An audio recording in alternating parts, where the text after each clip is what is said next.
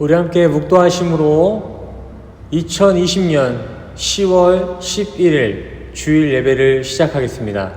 묵도하시겠습니다. 여호와는 나의 목자시니 내가 부족함이 없으리로다. 그가 나를 푸른 초장에 누이시며 쉴만한 물가로 인도하신도다. 내 영혼을 소생시키시고 자기 이름을 위하여 의의 길로 인도하신도다. 내가 사망의 음침한 골짜기로 다닐지라도 해를 두려워하지 않을 것은 주께서 나와 함께 하심이라. 주의 지팡이와 막대기가 나를 안위하시나이다. 주께서 내 원수의 목전에서 내게 상을 베푸시고 기름을 내 머리에 바르셨으니 내 잔이 넘치나이다. 나의 평생의 선하심과 인자하심이 정녕 나를 따르리니 내가 여호와의 집에 영원히 거하리로다. 아멘. 함께 기도하시겠습니다. 사랑과 은혜가 충만하신 하나님 아버지, 온전히 주의 은혜가 우리를 이 예배 자리 가운데 인도해 주셨음을 믿습니다. 주님, 우리에게 주어진 이 삶을 온전히 주의 말씀으로 채워내길 원합니다. 아버지의 지각을 우리에게 허락하셔서 오직 주의 말씀이 나의 주체된 삶, 말씀이 우리의 목적된 삶을 살아가게 인도하여 주시옵소서. 주의 영광 앞에 우리는 아무런 수고와 행위도 할 수 없음을 고백합니다. 그저 믿음으로 믿고 구하고 두드리오니 우리의 영적 동기를 관찰하시고 주의 긍휼을 더하여 주시옵소서. 예배의 모든 것을 주님께 맡깁니다. 예수 그리스도의 이름으로 기도드렸습니다. 아멘. 오늘 본문 말씀은 누가복음 15장 32절 말씀 한 구절 되겠습니다. 제가 읽어나가겠습니다. 내 동생은 죽었다가 살아났으며 내가 잃었다가 얻기로 우리가 즐거워하고 기뻐하는 것이 마땅하다 하니라. 아멘. 우리는 지난 시간 그리스도인의 복이라는 주제를 가지고 함께 교제를 나누었습니다. 잠깐 정리해보는 시간을 갖겠습니다. 제가 그리스도인의 복이란 무엇인가 어떻게 말씀드렸는지 기억하고 계신가요? 제가 성도님들께 말씀드린 그 그리스도인들의 복은 세상의 팔자가 아닌 우리를 하나님의 나라, 그 영생에 이르게 하는 십자가의 복음이, 그 복음이 우리의 복이다 라고 말씀드린 바가 있습니다. 기억하시나요? 이러한 부분들을 삶 가운데 잘 염두에 두셔서 세상의 길흉 화목에 너무 연연한 삶이 아니라 복음의 기준을 두셔서 항상 하늘을 소망하며 기쁨이 넘쳐나는 우리 모든 성도님 되시기를 간절히 소원합니다. 자, 오늘은 신앙인들에게 반드시 필요한 회개라는 주제를 가지고 함께 이야기 나눠보길 원합니다. 질문 하나 하겠습니다. 회개가 무엇입니까? 회개. 일반적인 개념으로는 보통 자신이 잘못하고 그릇된 일들을 다시 뉘우치며 하나님께 고백하는 행위, 이것이 회개다라고 합니다. 가톨릭에서는 이러한 행위를 두고 고해성사라는 것까지 합니다. 한 부스를 만들고 그 부스 안에서 신부에게 대신 고백하고 그 죄를 고백하고 그 죄에 대한 죄사함을 대신 받아오는 그러한 행위죠. 고해성사가. 이러한 모습이 과연 하나님께서 말씀하시는 그 회개가 맞을까요? 이러한 회개의 모습은 성경의 진리를 넘어서서 그저 자기 과오에 대한 반성, 뉘우침의 한계를 가지고 있습니다. 이러한 반성이나 뉘우침은 비신자들도 다 합니다. 또한 오히려 이러한 뉘우침, 반성의 수행에 있어서는 타 종교의 그 종교인들이 더 탁월하게, 더 많은 방법으로 실천하는 것 같습니다. 그렇다 해서 그리스도인들에게 이러한 뉘우침, 삶에 대한 반성이 필요 없다, 중요하지 않다, 이렇게 얘기하는 것은 아닙니다. 이 세상을 살아가는 우리 성도들도 한 지체로서 어떠한 죄에 대한, 잘못에 대한 뉘우침이나 반성은 분명히 필요합니다. 양심의 가책을 가지셔야 된다는 것입니다. 그러나 제가 말씀드리고 싶은 것은 회개에 있어서 그냥 반성이나 회고 정도가 아니라 더 뼈저린 회심이 우리 가운데 있어야 된다는 것입니다. 죄의 결과, 그 죄의 표면적인 모습만을 발견해서 그 보이는 표면만을 해결해내는 것이 아니라 정말 그 죄의 뿌리를 뽑아 새로운 삶을 지향하자라는 것입니다. 예를 들어 보겠습니다. 핸드폰에 중독된 이들에게 그저 핸드폰을 뺏는다고 그 중독에서 벗어날 수 있을까요? 아닙니다. 다시 개통해요. 몰래 사용합니다. 쇼핑 중독을 예로 들어보겠습니다. 쇼핑 중독인 이들에게 단지 물건을 구입할 수 있는 돈을 빼앗는다고, 주지 않는다고 그 중독이 끊어질까요? 아닙니다. 빚을 냅니다. 감당하지 못할 할부를 끊어냅니다.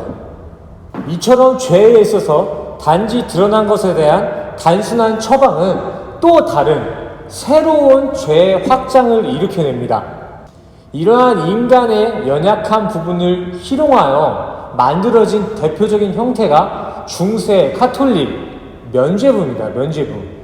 죄에 있어서 표면적인 대처나 방법론적인 접근은 이렇게 또 다른 위험한 죄를 만들어낸다는 것입니다.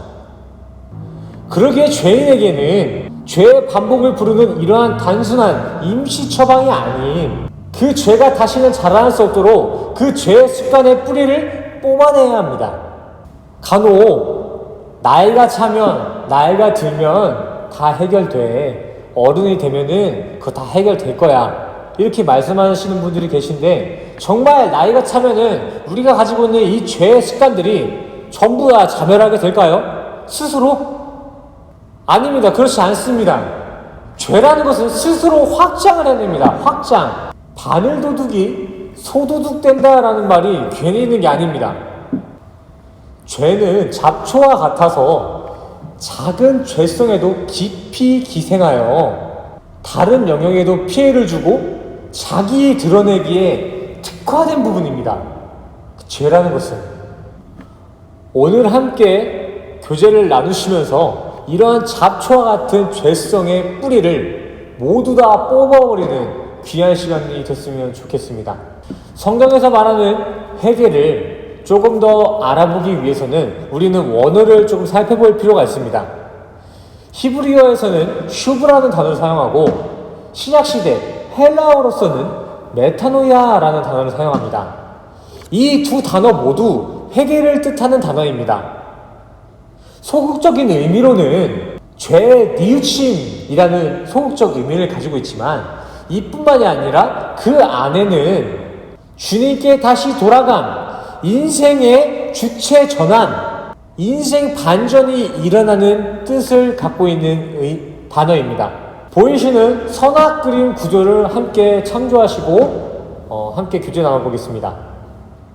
회개는 신앙인의 길을 걷는데 계속 현저히 거하고 있는 그 선악이라는 곳에서 좌회전, 우회전 하면서 그 가운데서 길을 찾는 것이 아니라 본래 내가 떨어진 그 본향, 거룩의 영역, 생명나무 곁으로 다시 돌아가는 것입니다. 물론 이곳에서 헤매던 시간과 수고가 아쉽게만 느껴져서 어떻게 해서든 그곳에서 정답을 찾고 싶은 마음이 남아있을 수 있습니다. 오기가 남아 이전에 이 구조에서의 그 수고가 헛되었음을 인정하고 버리는 것이 쉽지 않다는 것입니다. 그러나 분명한 것은 이곳에서의 여한을 깨끗하게 정리하고 그곳을 벗어나야만이 진정한 회개가 일어나는 것입니다. 기억하시길 바랍니다. 회개라는 것은 그 있는 자리에서 좌회전, 우회전하는 것이 아니라 돌아온 그대로 유턴, 본향으로 돌아가는 것, 그것이 회개입니다. 그렇다면 이 돌아가는 길, 유턴 지점은 어디 있을까요? 유턴 지점. 말씀 보시겠습니다. 요한복음 14장 6절입니다. 예수께서 이르시되 내가 곧 길이요 진리요 생명이니 나로 말미암지 않고는 예수께로 나올 자가 없느니라. 아멘. 이와 같이 다른 길은 없습니다. 내가 길이요 진리요 생명이라 하신 예수 그리스도를 찾아 그리스도라는 유턴 지점을 찾아내서 그 길을 통해서 돌아가야 합니다. 아무 데서나 유턴하는 거 불법이죠. 불법. 이와 같이 영생에 있어서도 오직 그리스도만이 우리의 영생에 합법한 유턴 지점일 줄 믿습니다. 사도 바울이 이 그리스도의 길을 두고 가장 좋은 길이다 라고 한 바가 있듯이 우리 성도님들의 신앙의 여정 가운데, 신앙의 그 길 가운데서도 이 그리스도의 길이, 이 십자가의 복음의 길이 가장 좋은 길이 되시기를 간절히 소원합니다. 그러나 이 그리스도의 길, 십자가의 길을 걷는다는 것은 마냥 좋은 길을 걷고 넓은 길을 걷는다는 것을 의미하진 않습니다. 마태복음의 기록과 같이 이 길은 좁은 문이기에 들어가기에 힘들 수가 있고, 누가복음 9장 23절의 말씀과 같이 그를 따르는 것, 그 길을 간다는 것은 그냥 가는 것이 아니라 주께서 지신 십자가를 함께 지고 가는 길이다 라는 것입니다. 그저 십자가의 영광과 영예만을 누리는 것이 아니라 그가 공생의 가운데 지시고 가셨던 그 모든 험한 여정의 길에도 우리가 함께 동참해야 한다는 것입니다. 그러기에 우리가 회개함에 있어서는 단순한 다짐이나 어떠한 감정으로 나아가는 것이 아니라 분명한 말씀을 가지고 나아가야 될 줄 믿습니다. 회개에는 말씀의 준비, 즉 무장이 필요하다는 것입니다. 인간의 다짐과 계획은 모래 위에 지은 집과 같아서 금방 흩어질지라도 하나님의 말씀의 반석 위에 신앙을 세운 이들에게는 세상의 많은 유혹과 어려움에도 굳게 믿음을 지켜내 회개의 실천을, 회개의 열매를 이룰 줄 믿습니다.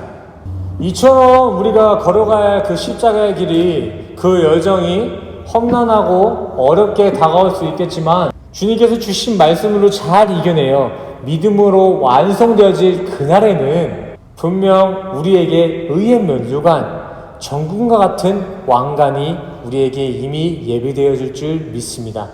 이러한 천국에 대한 소망을 가지고 회개를 실천하시는, 회개의 열매를 맺는 우리 모든 성도님 되시기를 간절히 소원합니다.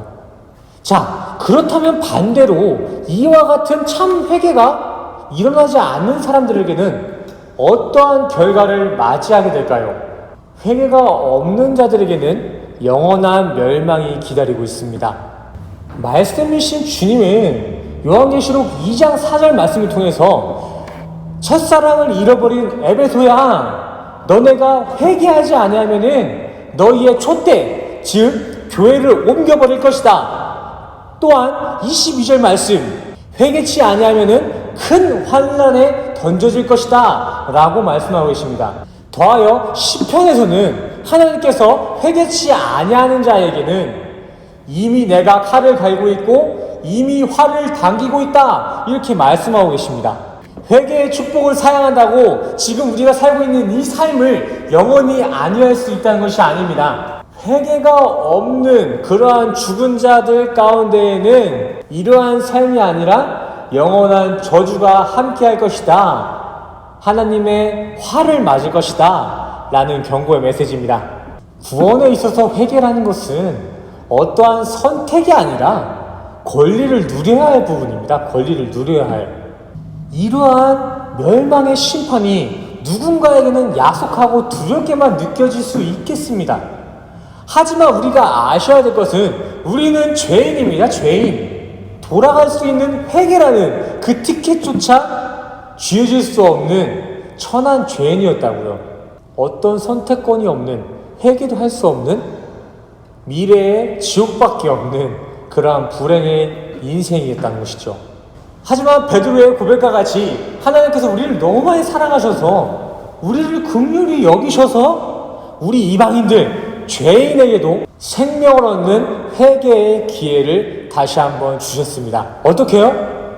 길이요 진리요 생명이신 예수님을 통해서 말입니다.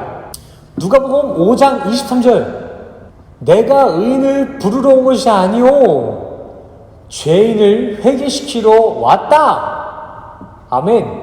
하나님은 긍휼한 마음으로 아들을 보내셔서 우리 죄인들을 다시금 자신이 영위하고 있는 그 천국에 입성할 초대장을 보내셨습니다.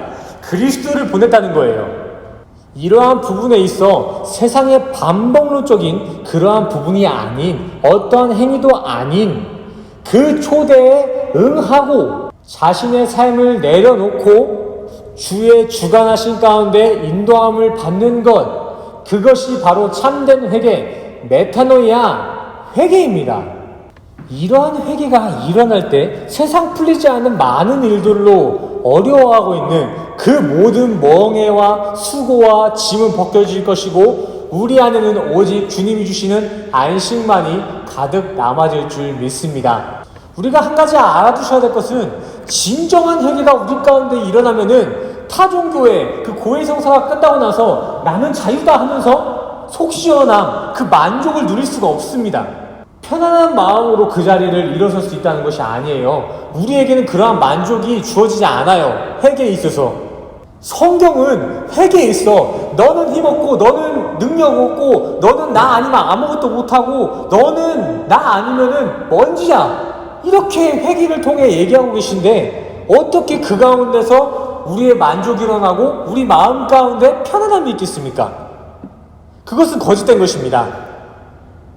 그러한 편안함과 그러한 만족은 자아만족, 정신승리의 쾌락뿐입니다. 참 회개가 일어나다면 반드시 내가 가지고 있는 그 에고가 철저하게 무너지게 되어 있습니다.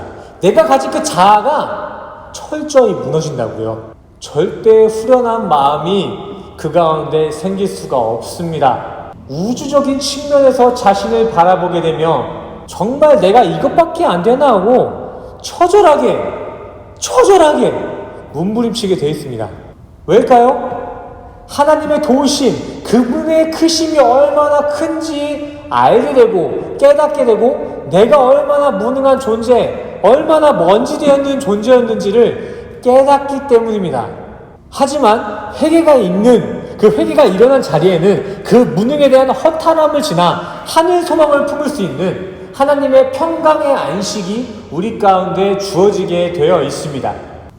철저히 우리 인간은 죄인이며 무능한 존재이구나를 깨달았을 때야만이 그때야 예수님을 바라보고 예수님을 원합니다. 또한 그렇게 바라볼 수 있게 된 그 예수님에게 도움을 청하는 그 대상에게만 예수님께서는 도움을 더하시고 다시 일어설 수 있는 새 지향점을 향해 나아갈 수 있는 새 힘을 허락하기 때문입니다.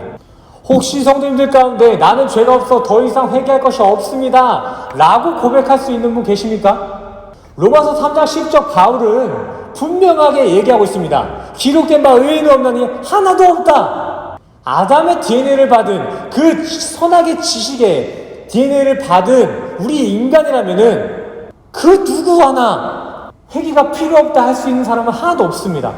태어난 즉시 회개가 요구된다는 거예요. 그러기에 죄가 없다는 이들이 가장 악한 교만을 품은 자들이며 가장 회개가 필요한 이들인 줄 믿습니다.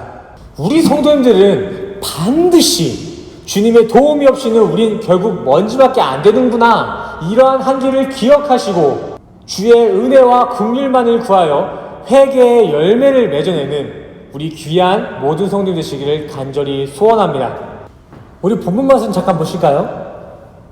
내 동생은 죽었다가 살아났으며 내가 잃었다가 얻기로 우리가 즐거워하고 기뻐하는 것이 마땅하다 하니라. 아멘. 탕자의 비유 이야기 가장 마지막 부분입니다.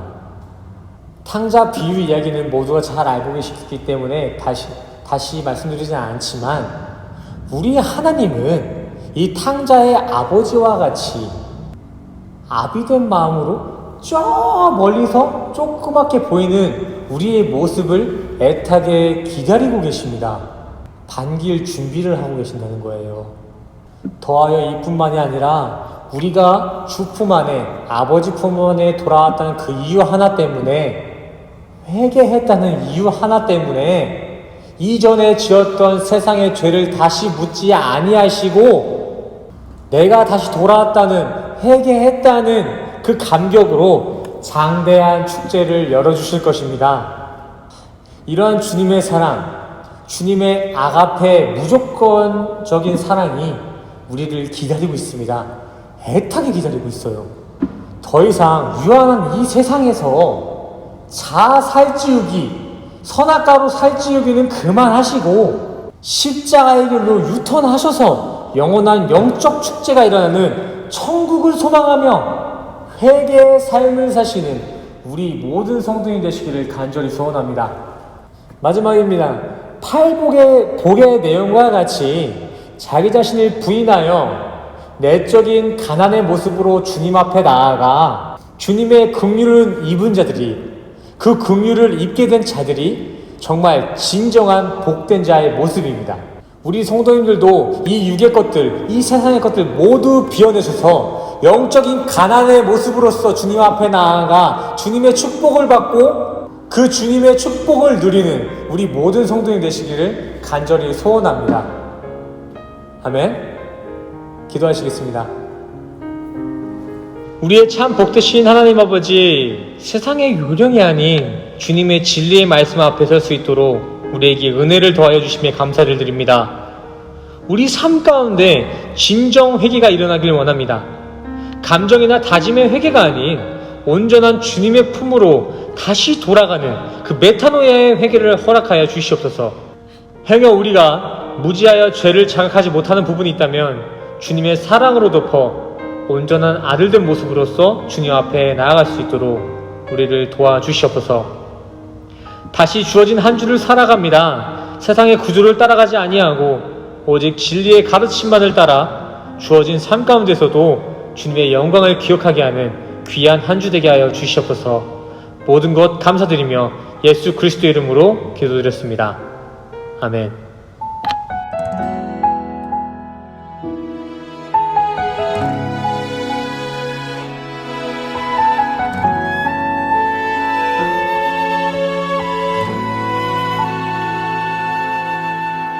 이 세상을 살아가는 동안에 나의 힘을 의지할 수 없으니